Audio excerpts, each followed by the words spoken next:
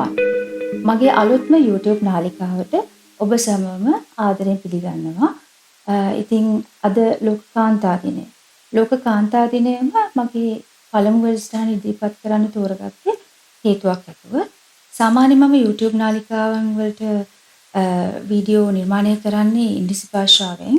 නමුත් මෙම YouTube නාලිකාවේ සියලු වැඩසටහන් මම සිංහල භාෂාවෙන් තමයි කරන්නට බලාපොරොත්තු වෙන්නේ. එතකොට මම මෙතනදී මගේ අදහසත් ඉදිරිපත් කරනවා. ඒ වගේම සමාජයේ යම් විදියකට ප්‍රසිද්ධියක් කුසලන සහ ඉතාමත් විප්ලවීය අදහස් තියෙන කාන්තාවන් සහ වෙනත් පුද්ගලයන් ඉදිරියට මගේ වැඩසටහන් වලට සම්බන්ධ කරගන්න තීරණය කළා තියෙනවා. කොහොම වෙතත් සමාජ කතිකාවත ගොඩ නැගෙන සහ යම් කිසි විදිහේ අදහස් විප්ලවයක් විය හැකි කන්ටෙන්ට් එකක් තමයි මගේ මේ අලුත්ම YouTube නාලිකාවේ වැඩසටහන් වලින් ඉදිරිපත් වෙන්නේ. ඉතින් මේ වැඩසටහන් වලට මගේ ජීවිතයේ සිදුවෙච්ච සිදුවීම් සහ මා හොඳින් දන්න සත්‍ය සිදුවීම් උදාහරණ ලෙස පාදක කරගන්නවා.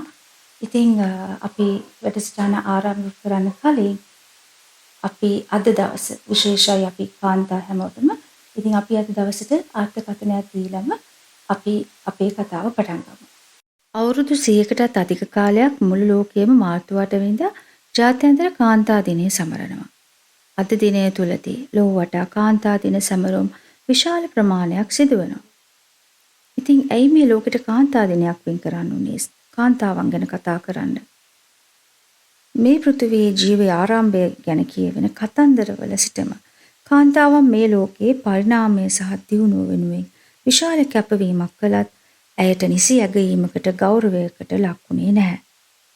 එයට හේතුව වුණේ මුල ඉඳලම කාන්තාවන් කායිකව සහ මානසිකව දුර්වල පිරිමියාගේ අනසක යටතේ සිටිය යුතු ස්වාධීනව කටයුතු කළ නොහැකි සහ පරිණත බුද්ධියක් නොමැති සත්ව කොට්ටාශයක් ලෙස සැලකීමයි.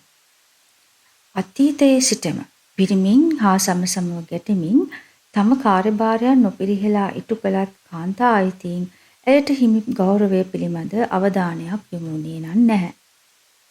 අද වන විට අපි සැලකිය යුතු ධනාත්මක පියවර ඉදිරියට තබා තිබුණත් අදටත් කාන්තාවක් වීම නිසා අනවශ්‍ය බලපෑම්, හිරිහැර සහ අතවරයන්ට අපි මුහුණ දෙනවා.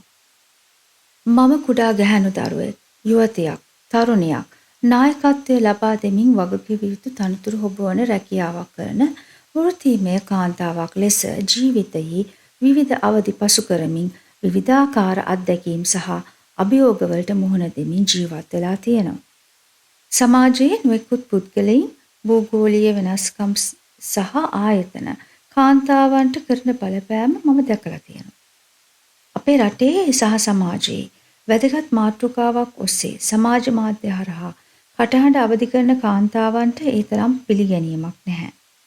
බොහෝ විට සිදුවන්නේ සත්‍ය ප්‍රකාශ කරන සහ තම අවංක අදහස් ඉදිරිපත් කරන කාන්තාවන්ට අපහාස කරලා ඇය ප්‍රශ්න මවන්නියක්, ට්‍රබල් මේකර් කෙනෙක් ලෙස පොන් කරලා ඇයගේ කටවහන එකයි. මටත් මෙවැනි නාලිකාවක් කරනවද නැද්ද?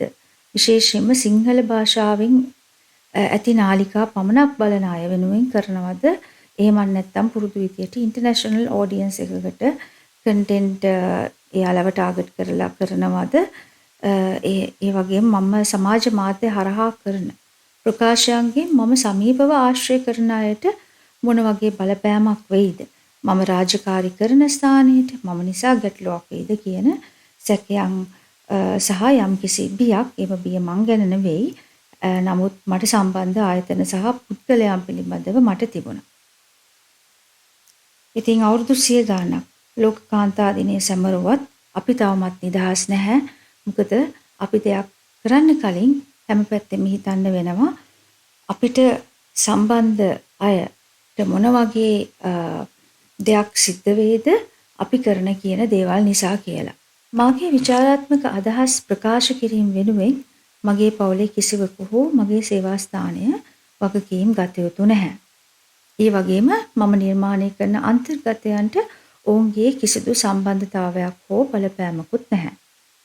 ජාත්‍යන්තර කාන්තා දිනය සම්බන්ධ කරන්නටත් පෙර සිටයි කාන්තා අයිතීන් වෙනුවෙන් කාන්තාවන් සටන් කරන්න පටන් ගත්තේ. මෙහි ප්‍රතිඵලයක් ලෙස 20 වන සියවසේදී එක්සත් රාජධානී කාන්තාවන්ට ඡන්ද අයිතිය ලබා දෙනවා. මේ විදියට සටන් කරලා ලබාගත් කාන්තා අයිතීන් අදටත් එක සමානව සියලු රටවල් තුල පිළි අරගෙන නැහැ. තවමත් අපිට ඇහෙන්නේ කාන්තාවක් වීම පවක්. පෙර කළ අකුසලයක් නිසා තමයි කාන්තාවක් ලෙස ඉපදෙන්නේ. ගෑණියෙක් වුණාම සිද්ධ වෙන හිරිහැර අපහාස අසාධාරණකම් සියල්ල ඉවසගෙන කටවහගෙන සිටිය යුතුයි කියලා විශ්වාස කරන සමාජයක තමයි අපි තවමත් ජීවත් වෙන්නේ. අපේ රටේ සිස්ටම් චේන්ජ් කරන්න කතා කරන ගොඩක් අය කාන්තාවන්ට සමතැන දීම කෙසේ වෙතත් නිසිතැන ලබා දී අවස්ථාවලදීත් මගහරිනවා. සහ පෞද්ගලිකව විරෝධය දක්වනවා. පළමු ලෝක යුද්ධයේදී සමහර රටවල කාන්තාවන් හිටියටත් වඩා දුක් කරදර වින්දත් යුරෝපා රටවල විශේෂයෙන්ම එක්සත් රාජධානී කාන්තාවන්ට පිළිගැනීමක් සහ ඉදිරියට පැමිණීමට අවස්ථාවක් ලැබුණා. බොහෝ ආයතන හා සමාගම්වල අදටත් කාන්තාවන් දකින්නේ තම සේවිකාවන් අනවශ්‍ය වියදමක් විදියට.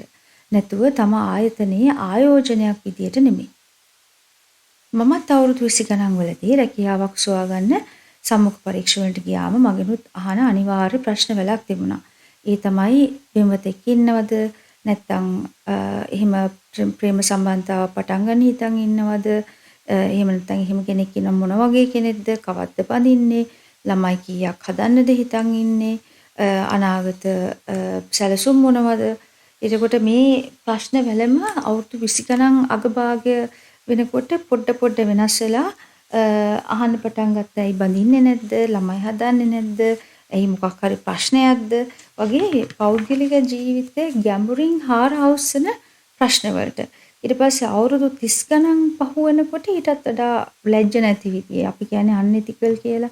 අන්න ඒ වගේ සම්මුඛ පරීක්ෂණ මුවාවෙන් අනවශ්‍ය ප්‍රශ්න සමහරව අහලා තියෙනවා. ඉතින් මේ අත්දැකීම් මට විතරක් නෙවෙයි මම දන්න බොහොම කාන්තාවක්ට මුහුණ දෙන්න වෙලා තියෙනවා. ඒ වුණත් ඉතින් ඒ වගේ සම්මුඛ පරීක්ෂණවලදී අහන ප්‍රශ්න අපේ ඉවසීම පරීක්ෂා කරන්න අහන ප්‍රශ්න විදිහට තමයි පෙන්නලා සාධාරණීකරණය කරන්නේ. ඉතින් ලාබාල තරුණියක් කාලේ නම් මේ වගේ ප්‍රශ්න අහන්නේ ඇයි කියලා මට තේරුමක් තිබුණේ නැහැ. නමුත් පසු කාලේනම තමයි තේරුම් ගත්තේ මේ ප්‍රශ්නවල යටි අරමුණ මොකක්ද කියලා. ඒ වගේම මම වෘත්තිකයෙක් විදියට ඉහළට යනකොට තේරුම් ගත්තා සමහර පිරිමින් ගැහැණියක් යටතේ පාලනය වන්නට තම කණ්ඩායමේ හෝ දෙපාර්තමේන්තු ප්‍රධානියා වීම ගැන ප්‍රතිරෝධයක් සහ අකමැත්තක් ඇති බව.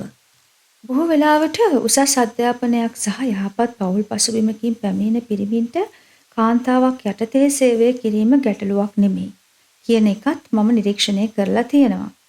මට වෘත්තිමය වශයෙන් අවශ්‍ය සහායය ලබා දීලා ඉදිරියට යන්න මාව උනන්දු කළ පිරිමින් සමග වැඩ කරන්නත් මම වාසනාවන්ත වෙලා තියෙනවා.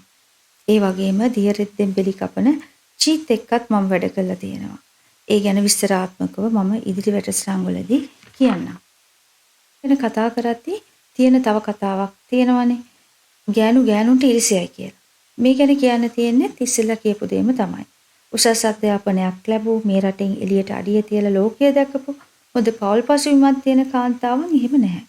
වර්තමානයේදී තෙවැනි කාන්තා නායකත්වයක් ඇති ආයතනයක තමයි මම සේවය කරන්නේ. ඇත්තටම ඒ වගේ කාන්තාවන් යටතේ හෝ සමග සේවය කරන්නට ලැබීම ඉතා වාසනාවක්. මට ඊට වඩා වෙනස් කාන්තා විශේෂයකුත් රාජකාරි මට්ටමේ මුණ ගැහිලා තියෙනවා. එයාලට තියෙන පොදු සාධකයක් තමයි නූගත්භාවය. උගත් තමාට වඩා පිනුම තියෙන තරුණ කාන්තාවන් කෙරෙහි තිබෙන ඉරිසියාව. ඒ වගේම මෙයාලා ආයතන ප්‍රධානීන්ගේ සුරතලියන්. එයාලා තමන්ගේ වෘත්තීමය ජීවිතේ ඉහළට යන්න තෝරගෙන තියෙන්නේ වෙනම ගේම් ප්ලෑන් එකක්. ආයතන ප්‍රධානියට කොච්චර හේතු වෙලා වැඩිද කියනවනම් ඔහුට ඇයගේ රූකඩයක් බවට පත් වෙලා අවජාත දරුවෙකුත් ඉන්නවා. ලැබෙන ලාභ ප්‍රයෝජන නිසා මෙම කාන්තාවන්ගේ පවුලේ අය විවාහක සැමියා නොදන්නා වගේ ඉන්නවා. මේ වගේ අය ගැන ආයතන පුද්ගල නම්ගම් ඇතුව ඉදිරියට මම හෙළි කරන්නම්. මගේ කටවහඬ මීට කලිනුත් බලපෑම් කරලා තියෙනවා. ඉතින් මේ වගේ කන්ටෙන්ට් එකක් නිර්මාණය කරනකොට ඒ වගේ බලපෑම් සහ තර්ජන බලාපොරොත්තු වෙන සිද්ධ වෙනවා. ඉතින් ඉස්සරහටත් තර්ජන බලපෑම් තියනටත් වැඩිය වෙන්න පුළුවන්. ඉතින් මාව හොඳින් දන්න අය දන්නවා මම සද්ද වලට බය නැහැ. ඒ වගේම එයාලට වඩා සද්ද කරන්න මට පුළුවන් කියලා. හැබැයි මම මේ නාලිකාව කරන්නේ මේ කාටවත් සද්ද දාන්න නෙවෙයි. එහෙම නැත්නම් කාගවත් පෞද්ගලිකත්වයට හානි කරන්න හෝ අපහාස කරන්න කාගවත් ජීවිත විනාශ කරන්නත් මට අවශ්‍යතාවයක් නැහැ. නමුත් මම දන්නවා මේ වගේ අසාධාරණකම් වලට මුහුණ දුන්න පළමු කාන්තාව මම නෙවෙයි කියලා. ඉතින් ගොඩක් අය කරන්න දෙයක් නැතිකමට එයාලට මේ වෙන අසාධාරණයන් ගැන කටවහගෙන ඉන්නවා. ඒක කැමැත්තෙන් කරන දෙයක් නෙවෙයි. මටත් එහෙම වෙලා තියෙනවා. ඉතින් මං හිතන්නේ මං දැන් හරි තැන ඉන්නේ මගේ කටහඬ අවදි කරලා මේ ගැන කතා කරන්න. ස්ත්‍රී පුරුෂ ભેදයකින් තොරව අසාධාරණකම් බලපෑම් සහ හිරිහැර සිදු වෙනවා. කාන්තාවක් පමණක් නෙවෙයි පිරිමින් විඳිතයන් වූ අවස්ථාවනුත් තිබෙනවා. සිදුවිය හැකි බලපෑම් සමාජයෙන් ලැබෙන ප්‍රතිචාරවලට බියෙන් 99%ක් විඳිතින් කටවහගෙන අඳුරු මතකයන් අමතක කරලා ජීවත් වෙනවා. තම පවුලේ සහ රැකියා ස්ථානයේ වගකීම් නිසා. බොහෝ ආයතනවල වැඩි කාලයක් රැඳෙන්න පුළුවන් ඉහළ තනතුරු වලට නිර්දේශ වන්නේ සහ එම ආයතන මගින් විදේශ පුහුණු වීම ලබා දීලා ආයෝජනයක් කරන්නේ ඔය වගේ ෆේවරිට් වෙච්ච අයට තමයි. එහෙම නැති ආයතනක් තියෙනවා හැබැයි. ලංකාවේ බොහෝ විට කෝපරේට් පොලිටික්ස් හැන්ඩල් වෙන්නේ ওই විදිහට තමයි. ඔයා ආස නැත්තම් ෆේවරිට් වෙන්න, හරි නැත්නම් ෆේවරිට් වෙච්ච කෙනාට කඩේ යන්න ඉන්න බැරි වෙන විදිහට තමයි වැඩ සිද්ධ කරන්නේ. මම නිරීක්ෂණය කරපු තව දෙයක් තමයි අපේ රටේ වෘත්තියක් කරලා හරි ව්‍යාපාරයක් කරලා හරි දියුණු වෙන්න උත්සාහ කරන ගෑණියකට සමාජයෙන් ලැබෙන සහයෝගයත් ගොඩක් අඩුයි. හැමෝම බලන් ඉන්නේ එම කාන්තාව අසාර්ථක වෙනකම්. අවංකවම ඇයගේ සාර්ථකත්වය බලාපොරොත්තු වෙන්නේ නැහැ. එවිට නිරන්තරයෙන්ම සිද්ධ වෙනවා ආයතන ප්‍රධානියා හෝ යම් බලවතෙකුගේ රැකවරණය. සහයෝගය බලාපොරොත්තු වන්න. සාර්ථක ගමනක් යන්න. ඉතින් ඒක එයා සමහරක් විට නෙවෙයි අතන බොහෝ විට කැමැත්තෙන් වෙන දෙයක් නෙවෙයි ඒත් එයා තනි වෙලා. ඉතින් ඒ තනි වෙච්ච වෙලාවේදී එයාට වචනිකව සහයෝගය දෙන තව කාන්තාවක්වත් ඉදිරිපත් වෙන්නේ නැති වුණාම එයාට එයාගේ රැකවරණය ඒ විදිහට බලාපොරොත්තු වෙන්න සිද්ධ වෙන්න වෙලාවල් තියෙනවා. ඔයාලා ගොඩක් කැමති දේවත්වෙන් අදහන රෝමත් කාන්තාවක් ඉන්නවා සුදු වෙන්න ක්‍රීම් විකුණන. ඔයාලට පුළුවන් නම් පරිස්සමින් ස්ටඩි කරන්න එයාගේ බිස්නස් මොඩල් එක. එයාගේ සාර්ථකත්වයේ රහසත් ඒක තමයි. නැතුව ක්‍රීම් එක නෙවෙයි. දැන් මම හිතන්නේ සුදු වෙන්න ගාන ක්‍රීම් ගොඩාරියක් තියෙනවා.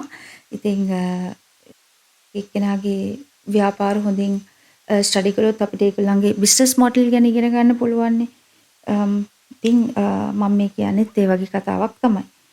කාන්තාවන් විදියට අපිට වගකීමක් තියෙනවා එකිනෙකාට සහයෝගය දෙන සපෝට් සිස්ටම් එකක් හදන්න. ඉරිසියාව පොඩ්ඩක් අමතක කරලා අපිට පුළුවන් නම් අපි වටේ ඉන්න අනෙක් කාන්තාවන්ට අපි කියනවා women empowerment කියලා. අනිත් අයව සයුමත් කිරීම. අපිට ඒක කරන්න පුළුවන් නම් ගොඩක් හොඳයි.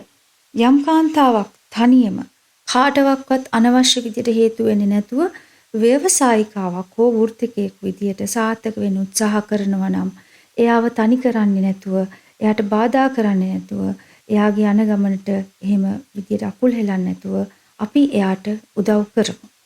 Systemic change starts with you. අපි අද දවසේ ලෝකෙ වටේම කතා කරන බලාපොරොත්තු වන ධනාත්මක වෙනස අපි තුලින්ම පටන් ගමු. අපි වෙනසක් ගැන කතා කරනවාට සිස්ටම් චේන්ජ් කරන්න. සිස්ටම් චේන්ජ් කරන්න කලින් අපි අපේ ඇතුලෙන් චේන්ජ් වෙමු. දුක් මහන්සි වෙලා ඉගෙනගෙන රැකියාවක් කරලා හරි ව්‍යාපාරයක් කරලා හරි සමාජයේ වැරදි වැඩ කරන්නේ නැතුව තමන්ගේ පවුලේ අයව රැක බලාගෙන මේ ලෝකයට සේවය කරන කාන්තාවන්ට ලැබිය යුතු ගරුත්වය ගැන අපි ගරුත්වය සහ උන්ට අවශ්‍ය සහයෝගය ලබා දෙමු. කාන්තාවන් සහ පිරිමින් අතර ඇත්තටම ඝට්ටනයක් හෝ තරංගකාරීත්වයක් අවශ්‍ය නැහැ. අපි හැමෝම මේ ලෝකෙට ඇවිත් තියෙන්නේ ටික කාලයකට. ඒ ටික කාලෙදී ලෝකයට සමාජයට සේවය කරලා යහපත් ජීවිතයක් ගත කරලා යන්නයි අපි හැමෝම වෙලා තියෙන්නේ. සමාජ මාධ්‍ය තුල රෙද්ද ගලවලා නිර්වත පෙන්වලා නටන කාන්තාවන්ට සල්ලි විසි කරලා උසිගන්නන කෙනෙක් වෙන්න එපා. මේ සමාජයේ යහපතට සහ දැනුවත් කිරීමට කතා කරන කාන්තාවන්ට සහයෝගය දෙන්න. මට පුළුවන් තරම් සරලව තමයි අද කතා කළේ. ජාත්‍යන්තර කාන්තා දිනය තේමා කරගෙන තවත් වැඩසටහනකින් හමු වෙමු.